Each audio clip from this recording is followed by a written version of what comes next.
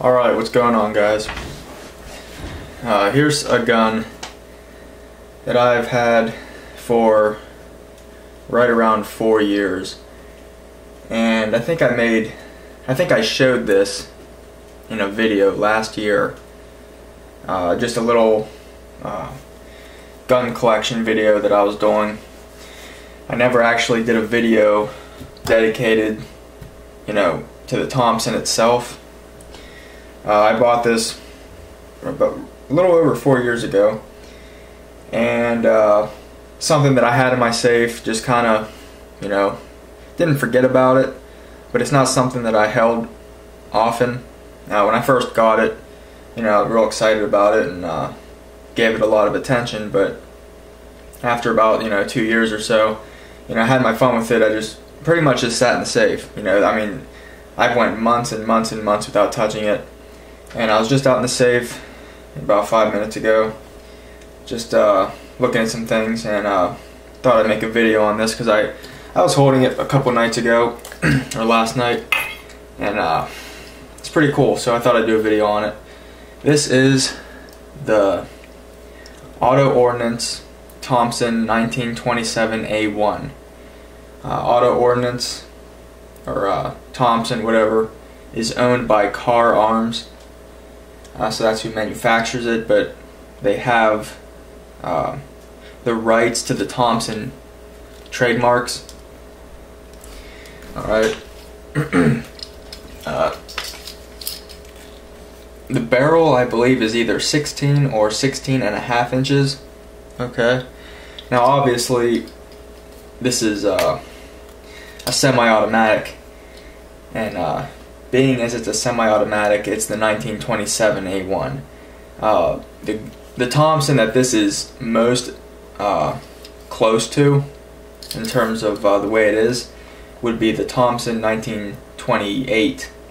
Okay, the 1928, and obviously the 1928 had a 10.5 inch barrel, but due to the ATF regulations, that is considered a short barrel rifle.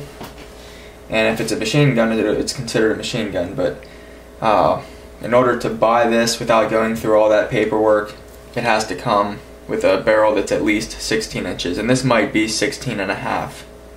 Okay, I'm not exactly sure. I never measured it.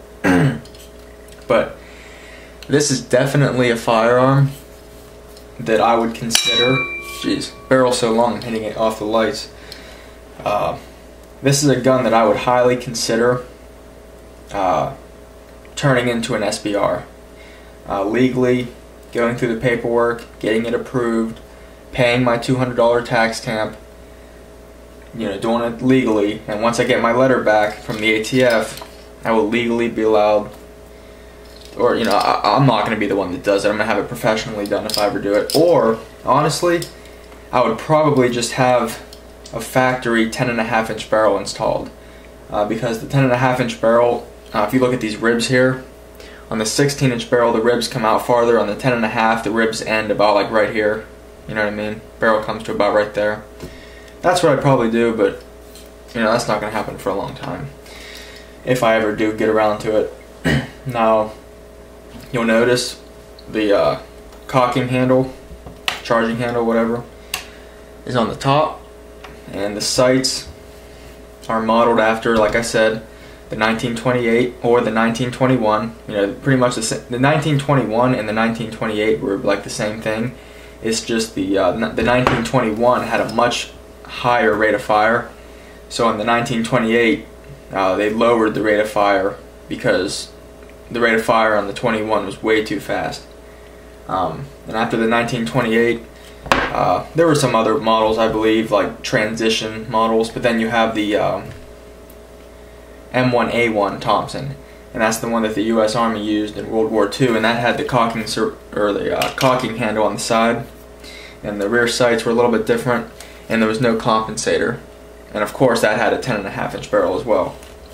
But it's kind of interesting. I found this out a couple years ago. For the most part, from what I understand, the Army in World War II mostly used the M1A1 Thompson, and the Marine Corps, it seemed like they used the 1928. Okay, and that's the same gun this would have been, but it would have been you know, 10.5-inch barrel and full auto. It had the Marines, the Thompsons they used had the cocking handle on the top, and it had the rear sight just like this. Okay, these ones were more expensive. These ones were actually supposed to be better made, and the M1A1 was a simplified version of this in order to manufacture it quickly. Okay, honestly, the M1A1 was actually supposed to be a cheaper version of this. So in theory, this is the better design, but they are both good. And then here's your safe fire switch. Your magazine release is right here. You just push up, the magazine comes out. That's a 30-round stick mag, 45 ACP. Now you're supposed to only shoot full metal jacket through this. It fires from a closed bolt. Alright. The Select Fire Thompsons, they fire from an open bolt. Okay. They have a fixed firing pin, so when you pull the trigger, the bolt slams forward, picks up a round, puts it in the chamber, and fires it off. On this one, it fires from a closed bolt. Alright. I got a reproduction sling. It's like a mustard color. It's pretty cool. I can configure it to make it, longer, so I can actually use it as a sling. But when I store it, I keep it in the smaller strap. It is kind of it's kind of hard to explain. Whenever you aim it, I don't know if I can get this in the camera or not. But anyway, your shooting arm, being as the stock, you can see the stock's fairly long on there. When you have it shouldered, if you're not used to it, you kind of feel like your right hand or left hand, whatever one you're using for your trigger finger, it kind of feels like you're kind of reaching out a little bit, and then your non-shooting hand or your support hand on the foregrip, it kind of feels like you're really reaching out there, and it can be a little bit awkward at first because like on an AR-15, it's more of a closer package. You know what I mean? Like on an AR-15, the stock probably ends about right here. Pistol grip's a little farther back, and then your foregrip is like right here. On the Thompson, you can see it's kind of spread out a little bit, like your shoulder's way back here. You're reaching here and then here. It kind of feels like you're really like this. It's kind of hard to explain. You just got to pick it up and hold it for yourself. I don't shoot this much, but I have to say, there's like no recoil at all.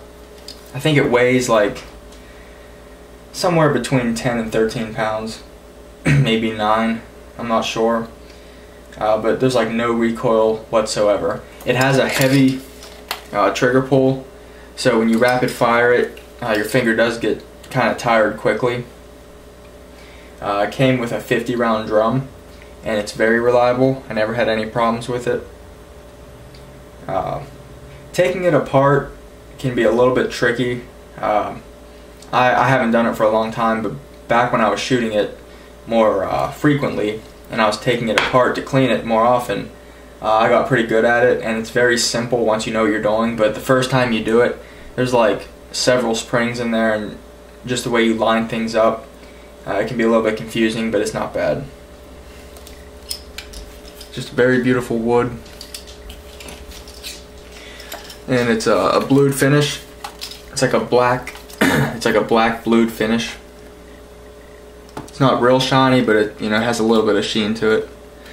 I think the M1A1s were parkerized. The magazine release can be a little bit awkward. You actually, your hand's on the pistol grip like this.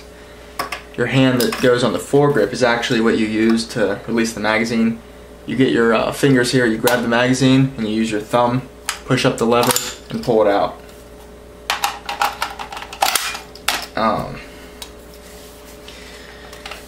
One thing about the 1927 that I don't like, and it's pretty much the same on the 1928 and the 1921, compared to the M1A1, the sights on this suck. I don't know how, it's going to be kind of hard to get it in there, but there's like a little tiny notch right here, and you have to look at that through the opening in the bolt handle, and then you put your front sight the best you can in that notch. The sights are pretty much horrible. Really, the best thing to do when you aim this, just get the rear sight here and just line it up with the front sight the best you can. Just put it on the target and shoot. Really, I don't even call them sights. That's how bad they are. On the M1A1, you actually have a peep sight, and that's much better. Much better. But, whatever. It's not a big deal. You can get these for about $1,000 and up. I think 4 years ago when I got this one, it was like around $11.50. I've seen them as low as $1,099, and I've seen them as high as like $13.50. It's kind of the prices go up and down depending on the political climate, just depending on the time of year, I guess. But I've seen them down to $1,099, and if you're gonna get one, that would be the time to get it. But yeah, in the future, that would be pretty nice to get this barrel cut down to 10.5 inches. It would make this gun a lot more practical. It's a long gun because of the barrel. You know what I mean? But I don't know. There's the Thompson 1927A1, really good gun. Yeah, if you cut the barrel down to 10.5 inches, or you replace it with a 10.5 inch barrel after you do your paperwork with the ATF and you get it all approved and you pay your tax stamp, I think that's when this gun would really shine. But other than that, it's a very good gun. I'm not going to sell it. I'm happy I own it. It kind of goes with my World War II collection, But there it is. Let me know what you guys think. And I'm going to start showing some other guns that I haven't shown yet. Some bolt action rifles and stuff like that. So, see you guys soon. Take care.